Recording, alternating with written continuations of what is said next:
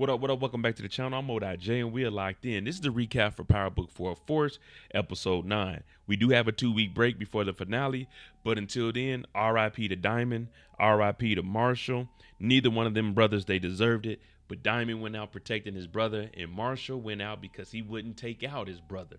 The RDs, they got knocked off, and right now, everyone is just wondering what's the next move because the streets are not safe. Now, before we jump into this and we break down the episode, if you like power content, theories, and predictions, hit that subscribe button, turn on your notification bell, hit that like button. Let's get the channel to 60,000 subscribers this year, and let's go ahead and jump into it. This is the recap of episode 9, Power Book 4 Force, the final season. Tommy is taking care of the situation that happened to his brother JP. We know that Jannard took him out, and he also took out King Kilo and Kilo's boy JoJo. So they're at the funeral home. Tommy's asking D-Mac, does he want to say anything?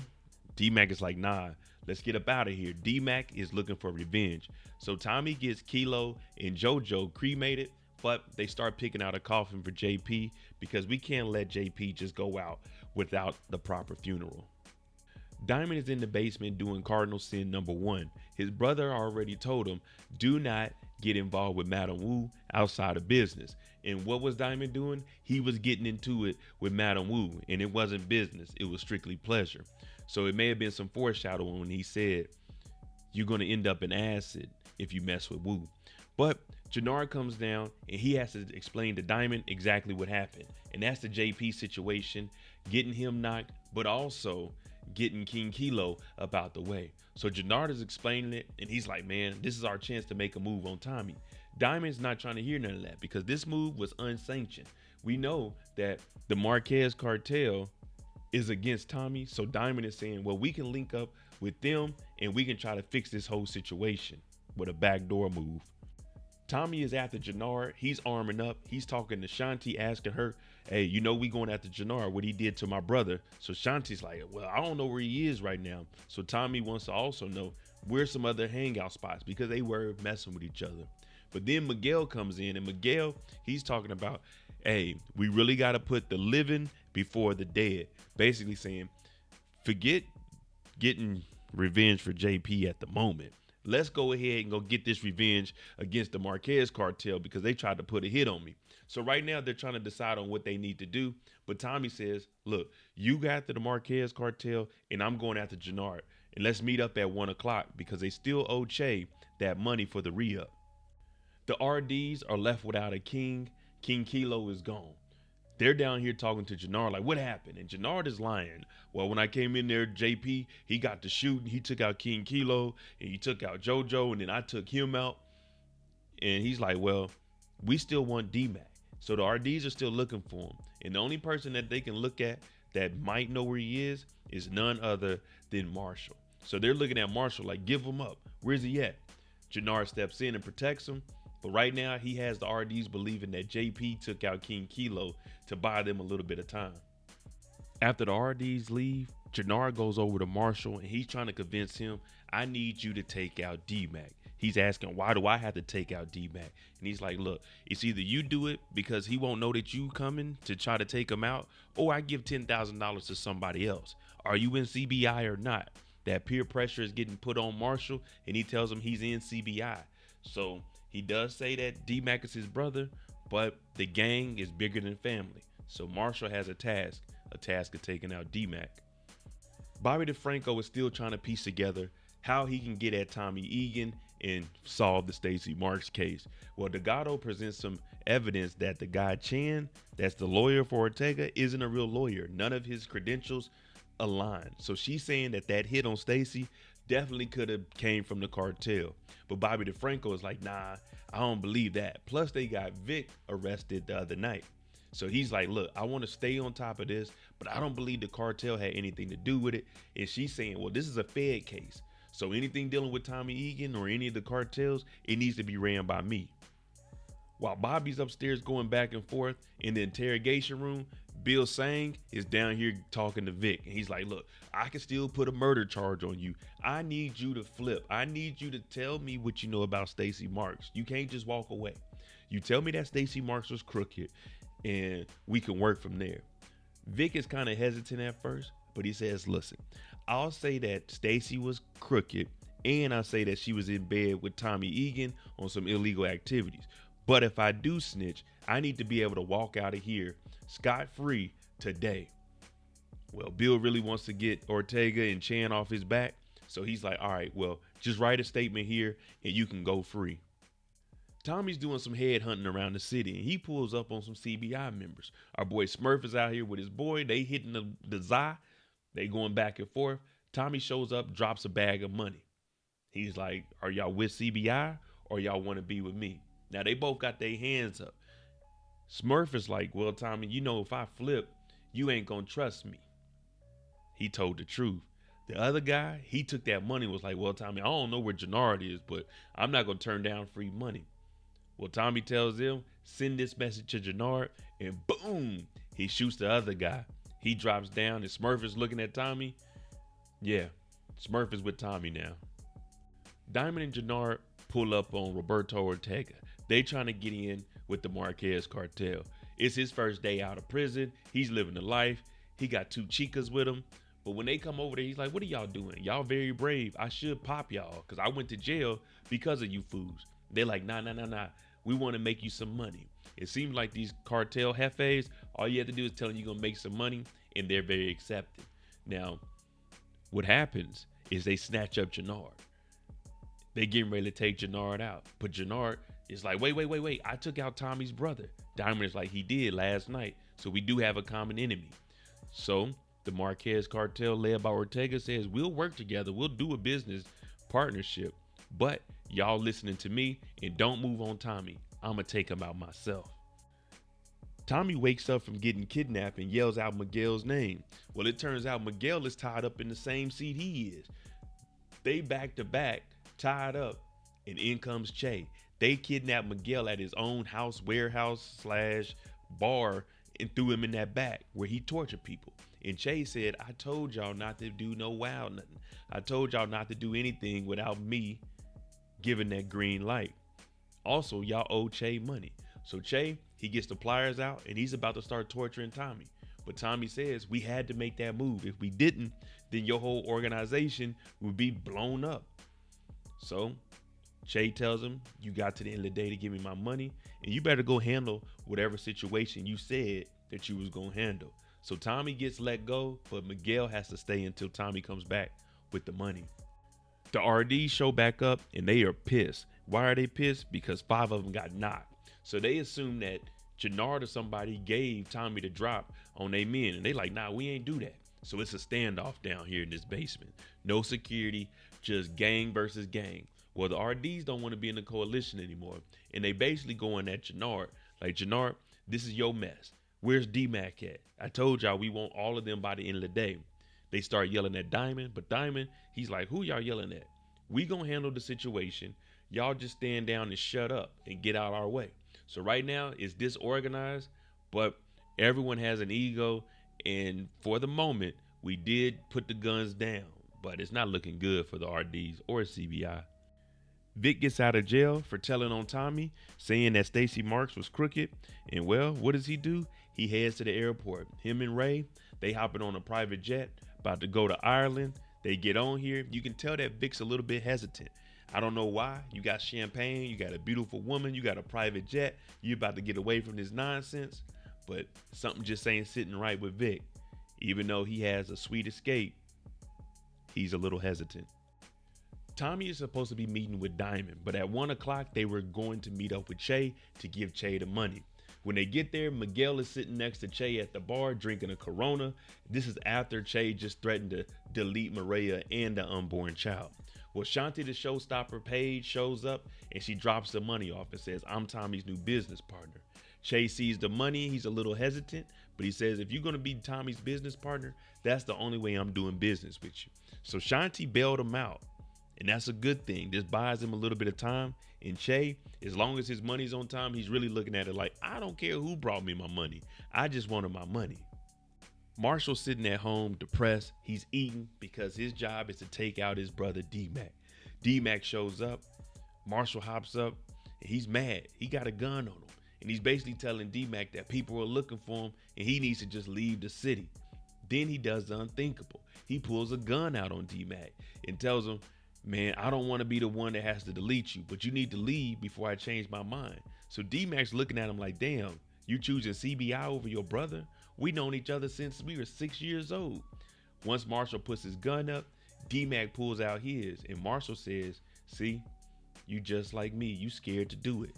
But the only thing is D-Mac wasn't scared to do it, and pow! R.I.P. to Marshall, one to the head. Kate and Mireya get to talking about everything that's transpiring with her being pregnant. So Kate is like, okay, I want to help out with JP. Let me pick out his clothes or something. Would he like this? And they're just both talking, and they're getting close to each other because now Kate is going to be a grandmother again. But this time she's actually happy because it's not a black kid. You know how she gets when she had JP and she left. But nonetheless, these two are talking and they're getting very, very close. And she wants the best for Mireya because she's about to have Tommy's child. Tommy and Diamond finally meet up and have a conversation they need. Now, this conversation is about what they're going to do with Jannard. And Tommy is saying, we could have took over Chicago. Diamond is saying, this never was a partnership. He's like, nah, I'm telling you, me and you, we still can. Hinting that they could still move forward. But ultimately, Tommy is telling them, listen, your brother took out my brother, so I got to get your brother. Now, Diamond also says, I'm not about to let you just get my brother. So right now, there's really no common ground, but these two were able to talk it out. So there's really no issue between the two. It's just Jannard, aka Junkie J, has made some horrible decisions, and he was the one putting the battery in Diamond's back. CBI is handing out donuts and guns to all of their members because there's a war on the verge and we need to get prepared for it. Now you see Raheem, he keeps looking at Jannard a little side eye, but word gets back to Jannard that Marshall got taken out. Now Marshall was supposed to be going after D-Mac, so now Jannard gets mad, he flips the table because he's like, well shit, I need to go get whoever did this because nothing is going right. So CBI is preparing for a war, but Jannard, he's on that stuff and he's starting to lose it again. And you can start to see how he's acting. He's acting real different. Jannard's on that stuff and he's looking for revenge. Well, he doesn't find D-Mac, but what he does see is Kate Egan coming out of the corner store. She's driving Tommy's car, not hard to spot. Jannard walks up on her, starts to grab her, throws her on the car, chokes her a little bit, pulls a gun, and he's getting ready to take her out. She starts yelling for help. Help! He killed my son! Jannard hears the police sirens in the background. He had an opportunity to take Kate out, but instead, he puts his gun up and then he runs away. Jannard might be too far gone at this moment. Tommy gets home and he sees that Kate is sitting on the couch. She got a bruised neck. He's like, well, pack your stuff. We got to go. We got to get up out of here right now. We got to move to Miguel's house. Kate is saying, Tommy, I'm going to be all right, but she can't be moving around and stressing like this with a baby on the way. So now Tommy's like, wow, man, you done told my mom about this? Tommy definitely didn't want her to know. Not right now, at least. Until they get rid of this war, then Kate definitely didn't need to know this. But they finally come up with the decision to move out of JP's house, even though just last night JP got shot here. So they should have been and moved, but now it's finally starting to click. Bobby is out doing his own investigation. Bobby goes to find Chan because he wants to find out who this fake lawyer is. And while he's sitting there at the bar with a scotch on the rocks, he's looking over and he sees Chan sitting there. Right when he gets ready to get a little bit closer, who comes in? Bill Sang. And Bill sits down with him. So now Bobby knows, Bill knows who this fake lawyer is. So he starts to record him just so he can have a little bit of evidence. He tips the waiter a 20, let him keep the change. And well, he's just watching and observing from a distance. Tommy goes to meet back up with his new crew, Miguel and Shanti. They're talking about, we good with Che, we got that money, Miguel is free, everything is good. We just got to get prepared. We got to look for Jannard and make sure that the Marquez cartel ain't on nothing funny. But D-Mac shows up, and D-Mac is livid because Shanti reveals that she has an inside man, which is Raheem. So they're like, why didn't you say that? She said, well, that was need to know business. D-Mac starts tripping out like, nah, Shanti, you need to give up that information because he's trying to get at Jannard, which is her boyfriend or old ex-boyfriend. Everybody's like, chill, chill, chill. Even Miguel tells him, stay on your lane, little homie, because they know D-Mac will go and crash out. And that's not what they need at the moment. So they need to put together a plan to make this work. Diamond and Jannard are preparing for this war. Now, Diamond is like, look, we're 2 steps ahead of Tommy. If we know that Tommy's looking for us and he's going to come up in here, we need to be prepared for him. So make sure everybody is armed up. This is CBI business. Him and Jannard, that brother relationship, is getting closer and closer. This is all Jannard ever wanted, was to be next to his brother and having CBI running. Yeah, he wanted to be the big dog, but now he's realizing this is what his brother's doing. And his brother has started to listen to him. So right now, preparation is good. They already handed guns out and they waiting for Tommy to come so they can ambush him. Tommy ends up getting the text message while they're at Miguel's house. They got to drop on Jannard. They know where he is. So he's calling D-Mac. D-Mac, you ready? You trying to ride? You trying to slide? D-Mac, yeah. I'm your number 2. Let's get it, Tommy. That's all D-Mac wants to do is get revenge. He already took out Marshall. He wants to get JP's killer, which is Jannard. Now, before they leave, Grandma Kate, she tells Tommy, make him suffer. So we about to go to war. And you know one thing about Tommy and that all black, it's gonna get deadly. Jannard and Diamond start having a heart-to-heart. Diamond is like, look, bro, is there anything you got to say? I know I was messed up after doing 15 years. I ain't think I was prepared to get back out and get back into this business. I only brought you in the game to keep you close. Remember, Jannard was supposed to go off to college. Jannard was good enough to go to the MLB, but Diamond got arrested and he took over. So basically we got Diamond giving his confession to his brother about where he went wrong and bringing him into the game. But Jannard says, this is where I need to be, right here. CBI business. This is our territory. Maria is on the phone because she's trying to book a ticket online, a one-way to Mexico, but it's not working. So she had to call the actual agent. Now, while she's on the phone trying to book this one-way, Kate comes in and she's looking at her like, what? You booking a ticket right now? While we know that they're going to war? What are you doing? Now, we don't know who the ticket is for, but Maria was booking a ticket to Mexico. And Kate's looking at her like, I know you're not about to leave with my grandbaby. That just isn't going to happen. And you're not going to leave Tommy alone either. Raheem is in the back preparing everybody for this war that's going down. He's handing everyone water, telling them to hydrate because it can get crazy in that church with the AC off. Now he gets to the last guy and the guy's like, nah, I don't want to drink no water. So Raheem, he tells him, well, you know, I used to be like you. And he takes him out in the hallway while everyone else is drinking their water hydrate.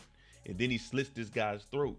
And when they show us in the room, it looks like he may have put some fentanyl or something in the water bottles, but everybody dropped and he caught 6 bodies on his own.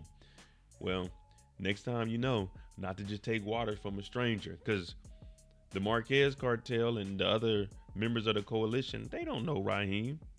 Well, boom, Tommy, Miguel, the rest of his crew, they kick in the door and the war begins. Everyone's getting shot. You look left, you look right, bodies are dropping everywhere.